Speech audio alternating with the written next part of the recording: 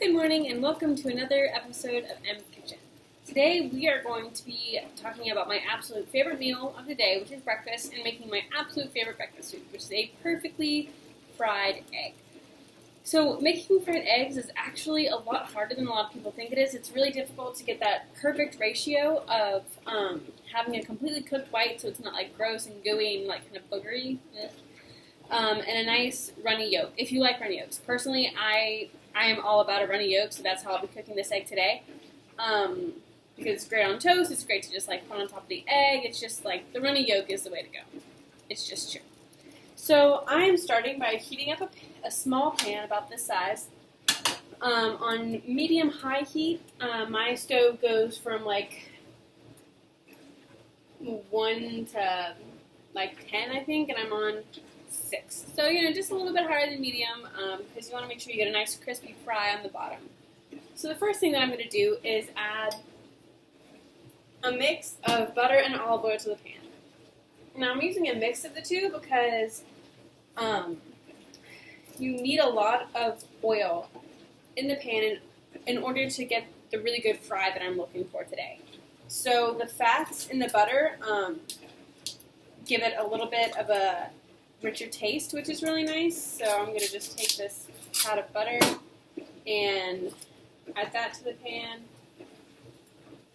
move it around a little bit, and I'm actually going to turn down the heat just a little. So I'm going to take it from 6 to like 4.5, because you really just want that initial high heat to get the pan hot, but you don't really want to cook your egg over that heat because then it will get rubbery and gross.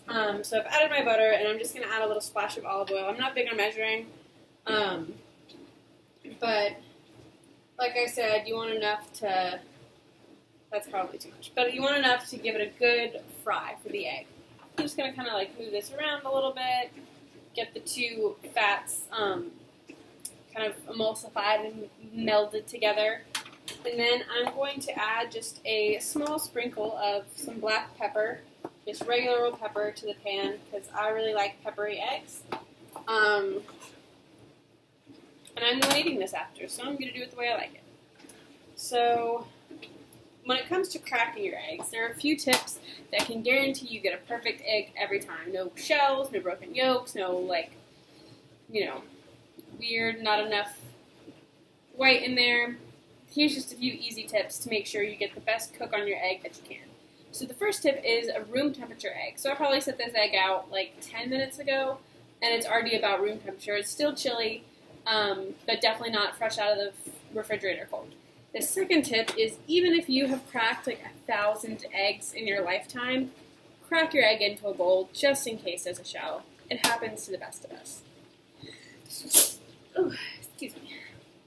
So I'm just gonna, and also don't crack on the edge because that forces the shells into the egg itself. Like it forces it into the membrane. So if you crack it on a flat surface, such as a counter, you're more likely to get a nice crack. So I'm just gonna, oh, and that was a perfect one. It separated all the way to the sides.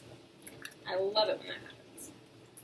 So my pan is pretty hot now, so I'm gonna go ahead and take my egg from the bowl and just pour it into one corner, and I'm going to try to keep it in one corner because what I'm going to be doing here is actually going to crank this back up again so it can start to cook nicely.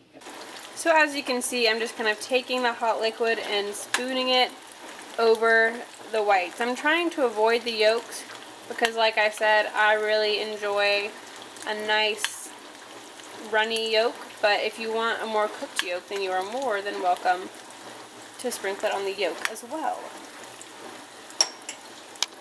So you can see around the edges, this is starting to get a little bit crispy. I'm going to grab my spatula now and just kind of like, see how it's making that good sound? Just like scooch it around to make sure that the egg isn't sticking. So my egg is looking absolutely delicious. I just tapped the top a little bit, and you can see all that delicious gooiness just oozing out of the egg.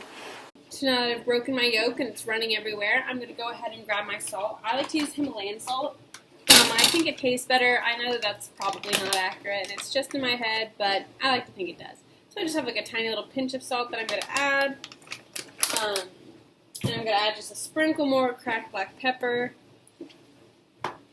And now I have the perfect breakfast ready to go. Nice and runny and delicious and just how I like it. For watching, and tune in next time for some more fun cooking tips.